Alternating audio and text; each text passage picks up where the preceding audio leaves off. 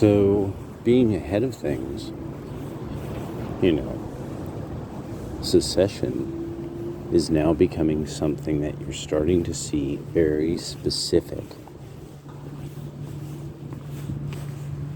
outlets, media platforms talking about that are now the more normal kinds of people. People who would read this would be people that they live in a banking hub. So this would be what would be the local paper and the big city paper, but also that it would be a lot of news that would cater to a level of intelligence and a level of kind of voter literacy and such. So the one of the first things that came up a long time back now was when organizations or outlets like Forbes, and then banking, like, so Forbes is reporting this bank is doing it wrote this, and what are they writing? They're writing about how there's men aren't marrying,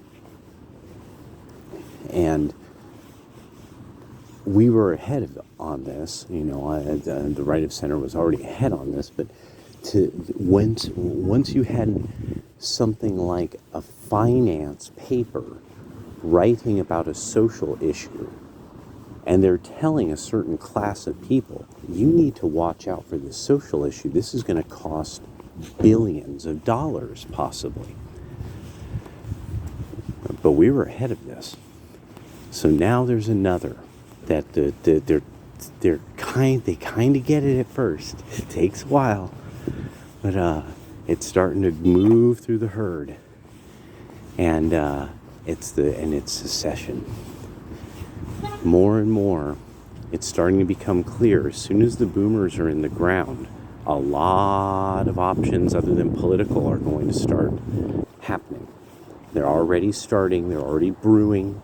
Total disaster in this regard is brewing. The 30 Years' War is brewing, but it's not going to be until they're right there, in critical condition, and then suddenly it's like the hospital is going to be filled with people who, because of some horrible thing that happened. That's what seems to be brewing. Because nobody's going to be honest enough. You see, this is the era of honesty. That now apparently in California, the whores just walk around pretty much in their underpants. There's a way that legally it's their right to prance around in their underpants. And so an era of human honesty wasn't going to necessarily be a good thing, but it is what it is, and we're all kind of better off for it now that we're getting to all be a lot more honest with one another. I mean, it's ugly, but it is what it is. So it's now the idea of no, just take the gang members, put them in a really hardcore prison that is absolutely uncompromising because they don't deserve anything greater than that. That's now people are yes, obviously, this is so obvious. Why have we been pretending otherwise? That now more and more it's we actually have a lot of these kind of writings about married life that it is, not exactly all roses. We have lots of things written on a thing called paper and in books about this, even now, you're seeing now black Democrats have to deal with the fact that they're no, we're going to have mass deportation. They're not from here. And that idea that they're having to say the words, and those words end up being fundamentally various ways that you express nationalism. This idea that they're going to have to say that, and it's going to be,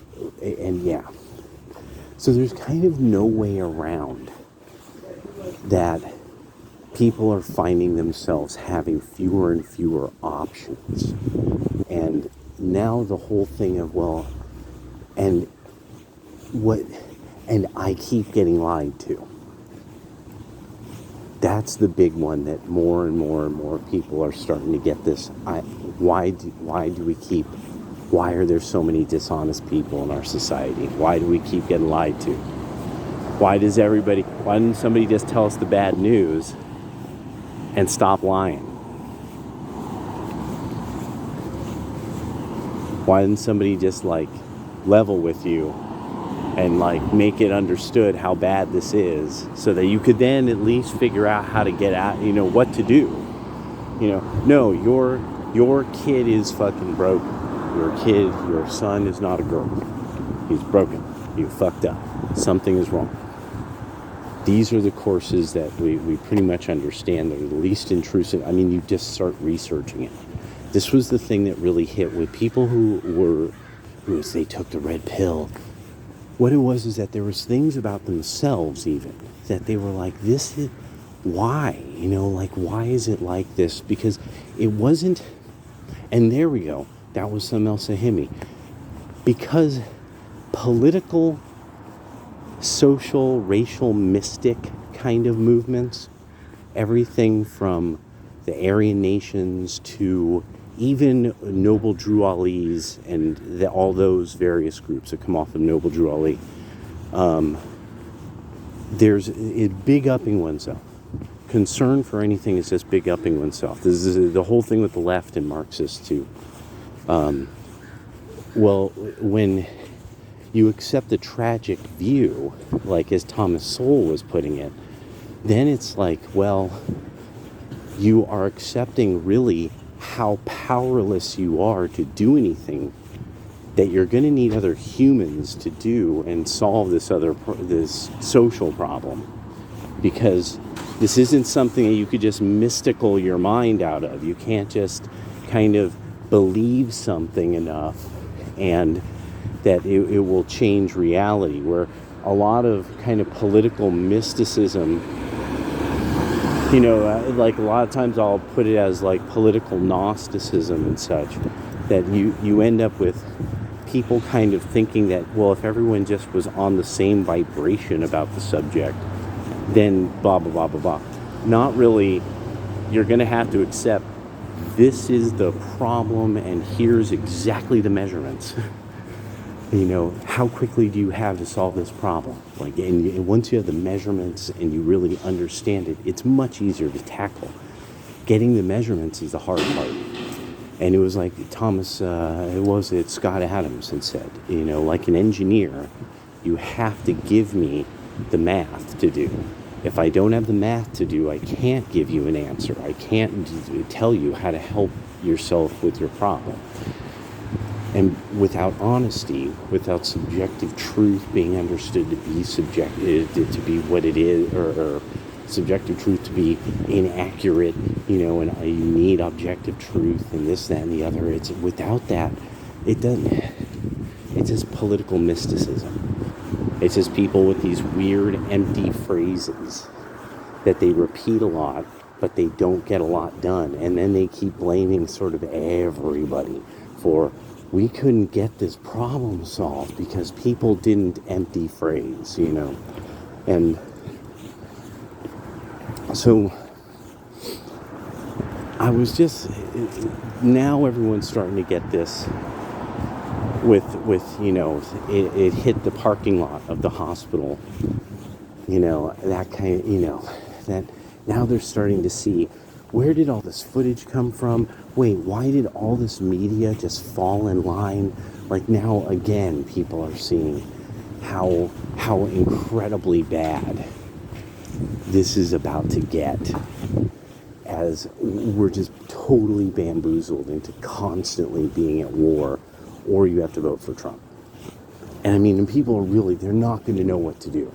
They're going to just be totally, their brains are going to be just boiling in their head, that they won't be like, wait, and they're going to be given some insanely terrible decision, like that it's going to be like mega super war or Donald Trump. who probably won't go along with it.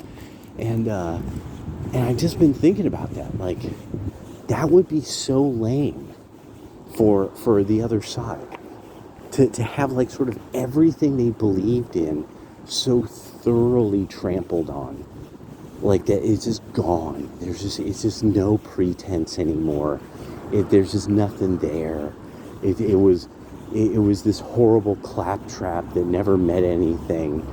And yeah, and I like, and especially now with the students, with what's going on with this, and that this, so if you had been alive over the last 40 years and heard, oh, the students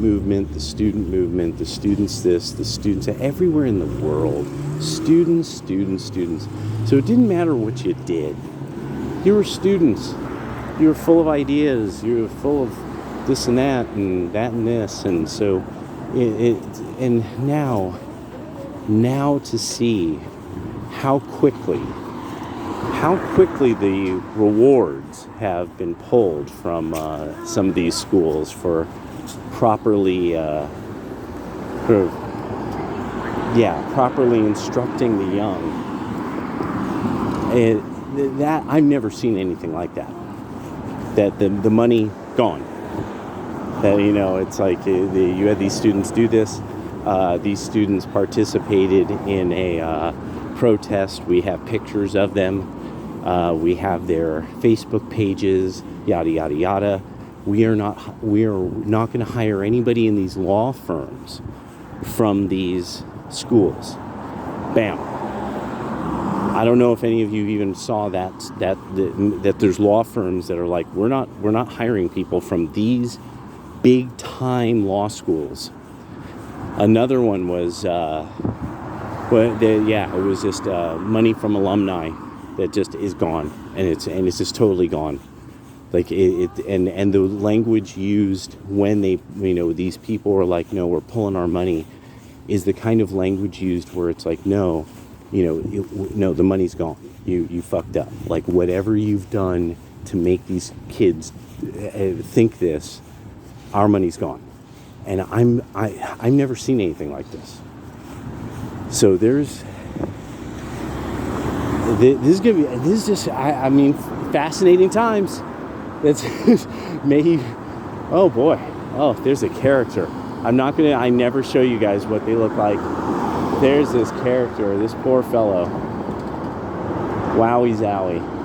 And he's the specter of somebody who once was, and he's yelling. He was yelling at a building. Oh, luckily he's blinded by his own cloak of invisibility, so I could dodge off like this, you see, and he won't even see me taking off, you see, because he's got his cloak of invisibility firmly over his own face. So you know, you gotta enjoy the decline, ladies and gentlemen. You have to enjoy the decline. So now the fascinating part about with Antifa and how they're doing all this, what their issue is that they're in cities that without, the idea of really wanting to see people hurt in the way that Hamas did, that's, now you've got people really, really horrified. That's not what you want. You don't want people like the Stop Oil people are getting people people are enjoying seeing these guys get fucked up. They're enjoying it. That's what if you look at the way social media, if you look up their videos, what's popular is seeing them pulled around freeways and tossed and stuff like that. Their channels are not popular. So now, one of the things I've been thinking about is like, well, yeah, I don't think people are judging this from true popularity that you can clearly see.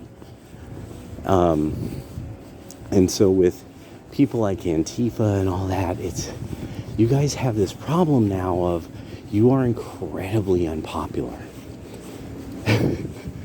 the whole Antifa thing way back before any of the BLM stuff was on.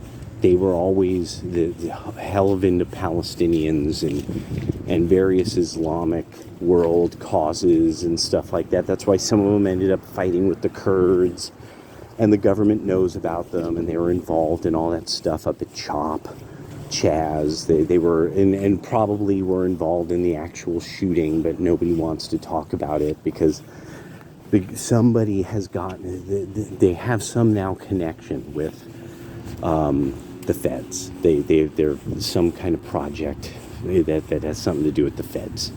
So the feds or them, they all touch the tar baby of the pentacle, and now they're all stuck together because you can't find anybody who outside of the private sector who's done decent research on them other than local police, county police, and sheriff's groups, and they seem to not all be getting coordinated at a federal level. And everything we're seeing that's what it looks like. So so that's being thwarted. Coordination is being thwarted in some way at a level that's probably federal. So these were just some things I was thinking about. So one of the things with the political mysticism and Antifa that's going to cost them is that you now really have the issue of you've kind of freaked out the end of your own that are women. I mean, like and also this idea of going after civilians that you now are becoming this group far more like the IRA or something like that. And that was really difficult for them to maintain, like, popularity. That is a really tough kind of game to try to win. And you won't. I can't really think of any groups that they really won that game without there being fundamentally at some point state support. And I mean, we have the clear example of Hamas, where without state support by one or another state, they would not have ever existed for very long at all.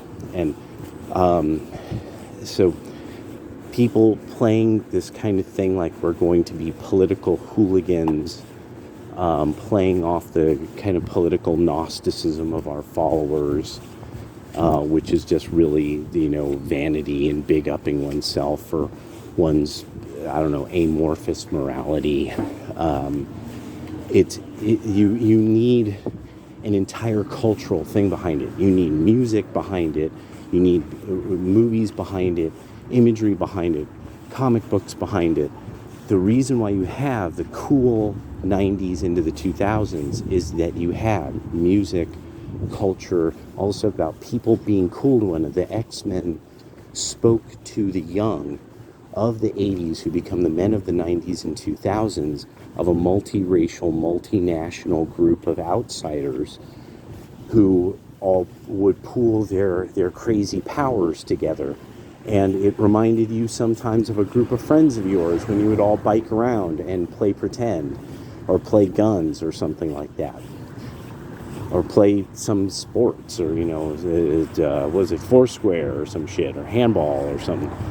And so and that's real. And there was the kid who couldn't play handball very well, but boy, could he bike around. Like, he would do any bike trick. He could do anything like that. But as soon as he had to play handball, he was kind of useless. And that's okay. Every superhero had their weakness. So it all worked. It all had a coordination, all had a harmony to it culturally. And now a lot of this on the left has no cultural harmonia to it. It's all disharmonious, and it's to the point, really badly so. Like, to the point where it's really scuffed. Wait. Yeah. There we go. Leave it at that. Peace.